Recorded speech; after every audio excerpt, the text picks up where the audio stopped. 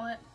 Today I figured I would make a little informational video. We're just gonna chit chat, okay? Just a little chit chat. So I don't know if you guys know, but if you didn't know, you're about to know. So I recently graduated college and I am a singer. I sing. And it's kind of like what I do for a living entirely, and it's what I studied in college. I sang classical music, so I sing a lot of opera and stuff, and there's a good bit of that on my channel. All that to say, people always ask me like, oh my goodness, Brie, like how do you sing so well? Like, do you drink all this water? Like, what's your diet like? And so I figured I would share a little bit of that with you guys today. And so here are the top 5 foods that I personally try to avoid when I really want to optimize my singing voice. I will preface this by saying this is by no means like a diet change, and I don't necessarily recommend or endorse any specific diet. I do personally, I dribble and babble between some plant-based ideologies, and I think those are honestly pretty great, but I eat meat right now and dairy and all those good things, so take that with a grain of salt. But top 5, here we go. So number 5. The food that I probably would avoid the most would be dairy. It's literally just not good for you singing wise. So vocally speaking, dairy is really hard for the body to break down.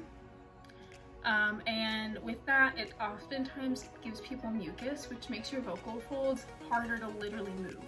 And if they're harder to move, you're gonna have to work a lot harder to get your frequencies and vibrations to work as properly as possible, and that's not what you want. They also, just depending on the person, can make you thirsty, dehydrate you, just different things in that nature. So all in all, cheese, milk, whatever else you eat, yogurt, just dairy is something that I would avoid, especially like day of. I would avoid it. Number 4 is probably like one of my favorites. Coffee. Coffee's a diuretic, and so it dehydrates you and dries you out, and it makes you have to pee a lot. So really it's not great for singing. It's pretty awful for singing, especially when you're drinking it cold. It's just not ideal. It's gonna cause your vocal folds to be dry, and you can't really hydrate yourself like instantly like that to get your vocal folds to be in a good position to sing.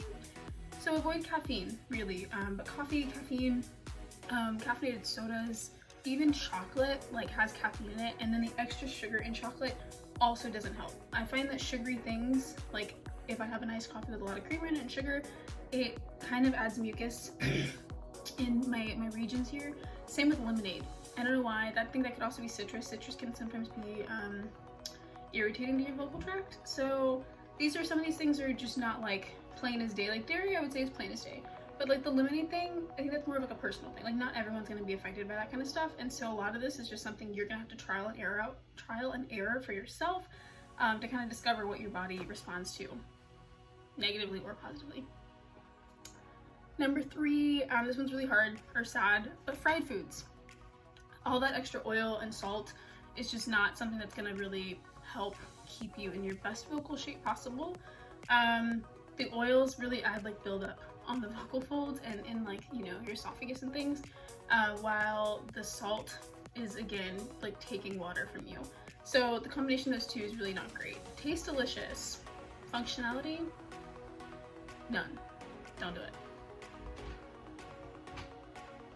So number 4. Number 4 for me is like cold drinks. I typically, you can ask any of my friends who go out to eat with me when it's safe to do so. I don't get ice water in most situations just because the ice, I'm a really cold person, so I will like shiver in restaurants, but also I just don't like the feeling of ice water on my throat.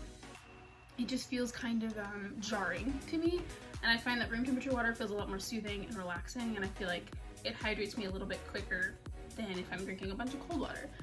With that being said, of course, I'll do another video on the foods that I think you should eat to help with your singing, but I think I'll say it here too, water is basically your best friend. And the reason that all these foods are pretty much not ideal for you for singing is because they basically keep you from being hydrated.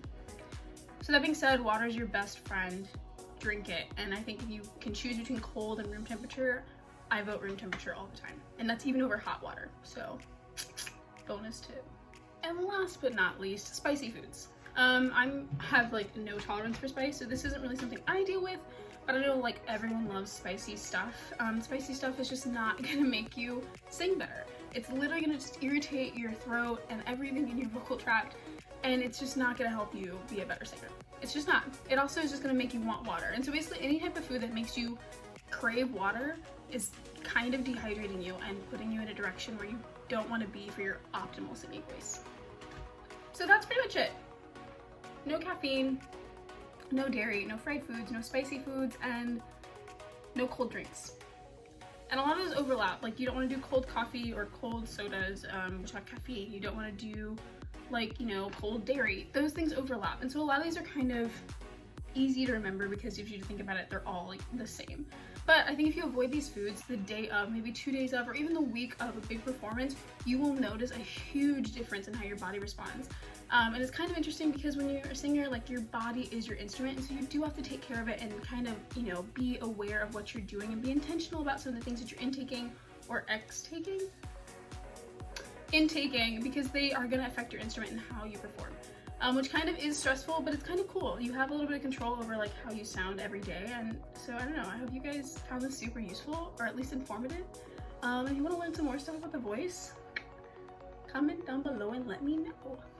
So yeah, if you like this video, go ahead and give it a like, and if you're not subscribed, go ahead and subscribe because I've got a lot more content coming out, some covers, some more informational stuff, and maybe some just more funsy things where I'm just being Brie. Anyway, that's it for this video, guys. It's been real, it's been fun.